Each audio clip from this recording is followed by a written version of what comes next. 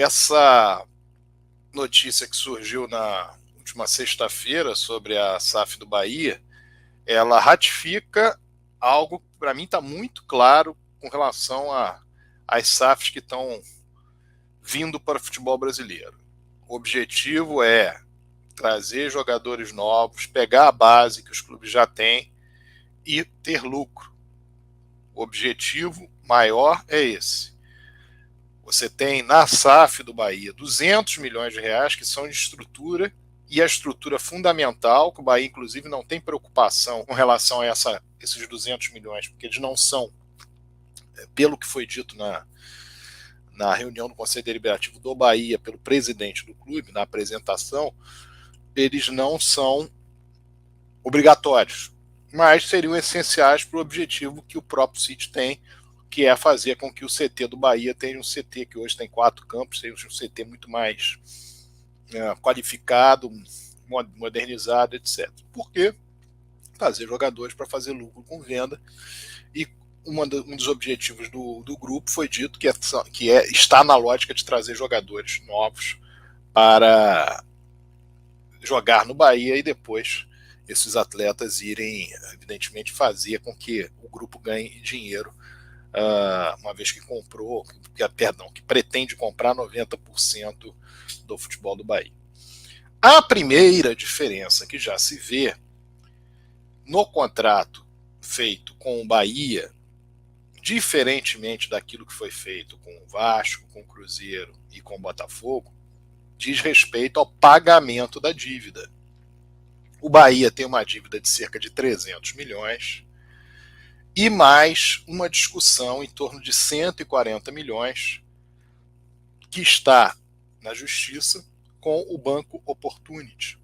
Porque o Bahia, acho que não sabe, o Bahia se tornou futebol empresa, clube empresa, melhor dizendo, em 1998, e em função de um desastre que foi essa vivência do Bahia como clube empresa, o Bahia acabou conseguindo retornar à associação e ficou com um débito de 140 milhões que ele, Bahia, discute não ter. O banco entende que tem e o Bahia discute não ter. Mas a situação ficou da seguinte maneira, segundo dito pelo presidente do Bahia. Esses 140 milhões, essa discussão é absorvida pelo grupo, pelo grupo City. E 80% da dívida será paga imediatamente. 80% da dívida do Bahia será paga imediatamente. Se a dívida do Bahia está em torno de 300 milhões, nós podemos pensar algo em torno de 240, 250 milhões. Se a 777 faz um acordo, só Bahia, não é o Vasco. Se a 777 faz um acordo em torno de 350 milhões para pagar a dívida do Vasco, paga praticamente inteira. Por quê? Se a dívida do Vasco, segundo dito pela direção do clube, é de 790 milhões. Porque é uma dívida que você pagando de forma direta, sem nenhum tipo de parcelamento, você diminui essa dívida tranquilamente para 50% a 60% dela. Por que o Vasco não buscou isso? Porque o mercado não suportaria isso, já suportou com o Bahia. Onde eu quero chegar? A tendência natural dos clubes que forem se transformando em SAF, não são todos que vão se transformar, porque muitos já viram que, muitos ou alguns ou vários já viram que há outras soluções. Quando os clubes grandes forem se tornando SAF, eles vão, à medida que o tempo vai passando, eu não vou cometer o erro do Cruzeiro, não vou cometer o erro do Botafogo, não vou cometer o erro do Vasco, e agora vai pensar, não vou cometer o do Bahia.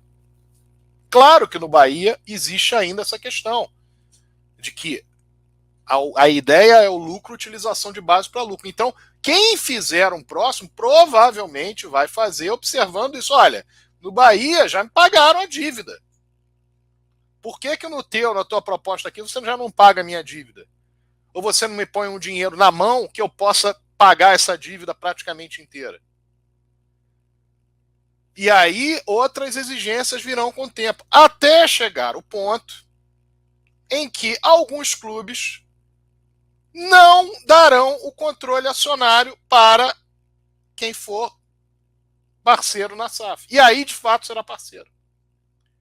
O que o Vasco fez, como terceiro clube dentre os grandes a se tornar SAF, o que o Vasco fez e fez com pressa, vai ser engolido por aquilo que outros clubes vão fazer lá na frente. E não adianta dizer que não havia outra solução. É óbvio que havia outra solução. Tanto havia outra solução que nada de prático foi feito. E aquilo que teve o dedo da 777 no futebol do Vasco ficou mais do mesmo ou ainda piorou com as contratações que vieram, inclusive a do Palácios, que tem dedo da 777, claro. Então isso precisa ficar cada vez mais claro, porque nós continuamos na nossa discussão, na nossa briga, entendendo que há irregularidades, etc. Porque o Vasco poderia ter uma SAF, ou não se tornar SAF, mas uma vez se tornando SAF, algo muito, mas muito melhor do que fez. Só que tinha que fazer com pressa, porque tinha 28 milhões de comissão para pagar. Tinha muita gente para ganhar dinheiro nisso aí. Tinha que ter politicagem. Tinha que usar o desespero do torcedor para poder fazer isso e convencer, porque é uma gestão desastrosa.